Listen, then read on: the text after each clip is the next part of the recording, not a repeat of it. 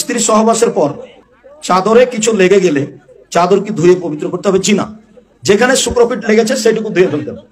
চাদর ধুইতে হবে না, কাপড় চোপড় ধুইতে হবে না, ছায়া বেলজ লঙ্গি ধুইতে হবে না।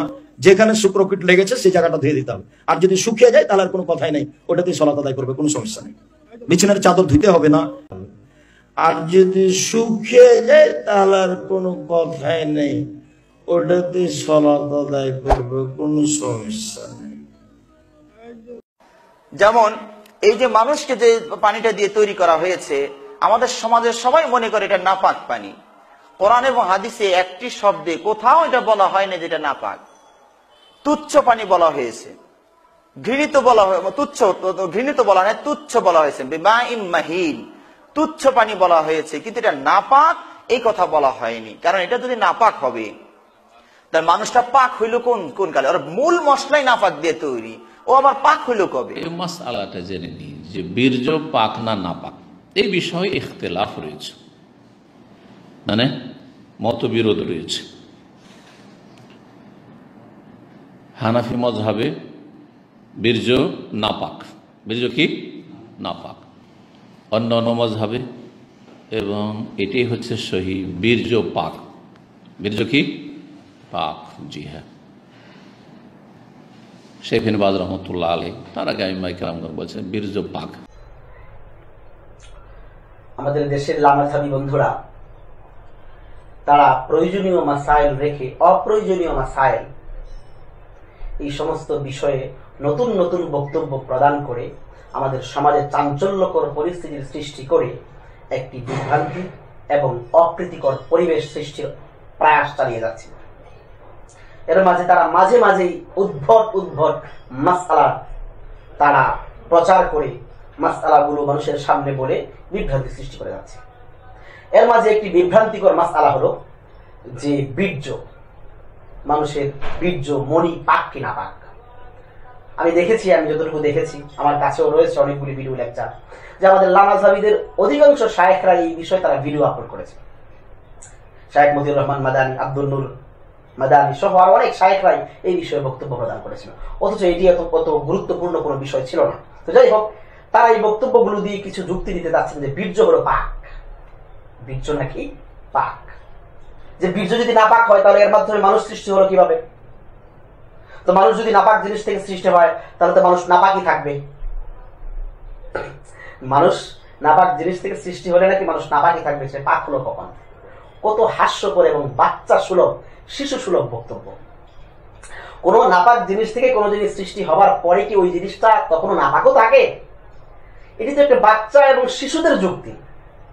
কোরআন এবং হাদিস তো এই যুক্তিকে মানে না। আমি আপনাদেরকে দেখাচ্ছি, সূরা নাহলের ৬৬ নম্বর আয়াতে আল্লাহ বলতেছেন, ওয়া ইন্না লাকুম ফিল আনআমি লাইবরা নুসকিকুম মিম্মা ফি বুতুনিহি মিন বাইনি ফারসিন ওয়া দামিল লাবানান খালিসান সাইগাল লিশ-শারিবিন। আল্লাহ রাব্বুল আলামিন এই সূরা নাহলের ৬৬ নম্বর আয়াতে বলতেছেন, তোমাদের জন্য চতুষ্পদ জন্তুদের মধ্যে চিন্তা করার অবকাশ রয়েছে। আমি তোমাদেরকে পান করাই তাদের উদরস্থিত বস্তু সমূহের মধ্যে থেকে গোবর ও রক্ত মিশ্রিত দুগ্ধ, যা পানকারীদের জন্য উপাদেয়। সূরা নাহল ৬৬ নম্বর আয়াত। এই আয়াতে খেয়াল করুন যে আল্লাহ বলতেছেন যে তোমাদেরকে রক্ত, পশুর রক্ত এবং গোবর থেকে মিশ্রিত, গোবর থেকে সৃষ্টি হওয়া দুধ পান করানো হয়। মাদানী সাহেব যেভাবে বলে দিলেন যে বীর্য নাপাক করে এর থেকে সৃষ্টি হওয়া মানুষও নাপাক হবে, সে পাক হবে কখন? তাহলে আমার প্রশ্ন হলো, গোবর তো নাপাক, এতে কোনো সন্দেহ নেই নাকি তার মতো গোবরও পাক? আচ্ছা, গোবর যদি পাকও বলেন তাহলে রক্তকে কি বলবেন? রক্তকে তো আর পাক বলতে পারবেন না, কারণ কোরআনে কারীমের মাঝে পরিষ্কার শব্দেই রক্তকে নাপাক বলা হয়েছে। এখন এই নাপাক রক্ত থেকে দুধ তৈরি হচ্ছে, সেই দুধ কি তিনি নাপাক মনে করেন? এখন প্রশ্ন করা হবে যে বীর্য নাপাক হলে, তার থেকে মানুষ সৃষ্টি হলে মানুষও নাপাক থাকে, তাহলে নাপাক রক্ত থেকে যে দুধ সৃষ্টি হয় তাহলে দুধও কি তার মধ্যে নাপাক? এটা কেমন হাস্যকর কথা! নাপাক থেকে কোন জিনিস সৃষ্টি হলে সেটা নাপাক থাকা এটি হাস্যকর কথা, কারণ সেটার হাইয়াত অবস্থা পরিবর্তিত হয়ে গেলে সেটি পাকও হয়ে যেতে পারে। বীর্য নাপাক হওয়ার বিষয়টি হাদিসের মাঝে পরিষ্কার শব্দেই প্রমাণিত। আপনারা দেখুন সহিহুল বুখারী হাদিস নাম্বার 231 এবং 229 হাদিসের মাঝে কি এসেছে দেখেন।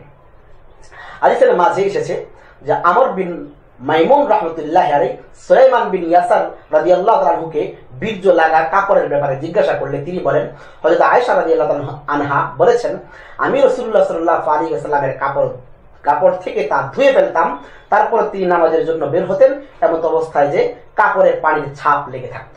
যদি বীর্য পাকই হয় তাহলে সেটি ধোয়ার কি প্রয়োজন? রাসূল করিম সাল্লাল্লাহু আলাইহি ওয়াসাল্লামের কাপড় থেকে বীর্য ধুয়ে ফেলা প্রমাণ করে নিশ্চয়ই বীর্য নাপাক, এটি পাক নয়।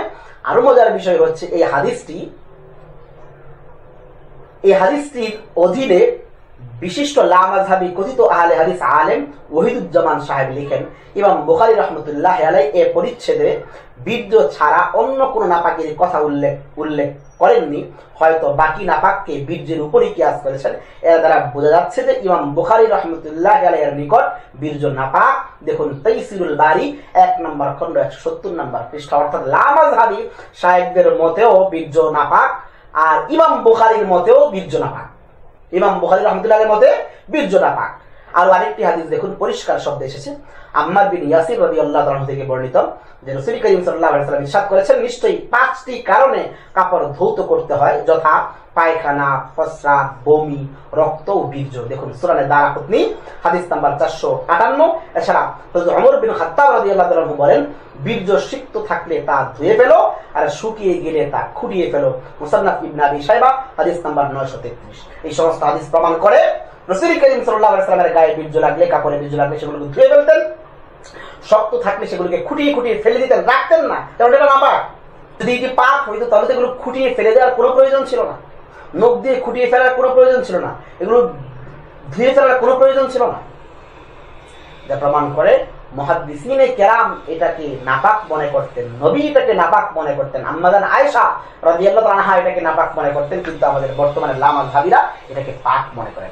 এমনকি খুদ ইমাম বুখারী এটাকে নাপাক মনে করতেন, কিন্তু আমাদের আহলে হাদিস লামাযহাবী বন্ধুরা এটাকে পাক মনে করেন। এই জন্য আমরা সাধারণ মুসলমানদের কাছে অনুরোধ, এই সমস্ত লামাযহাবীদের পেছনে নামাজ পড়ার ক্ষেত্রে সতর্ক থাকুন। তারা তো বীর্য গায়ে লাগায় এসে নামাজে দাঁড়িয়ে যেতে পারেন।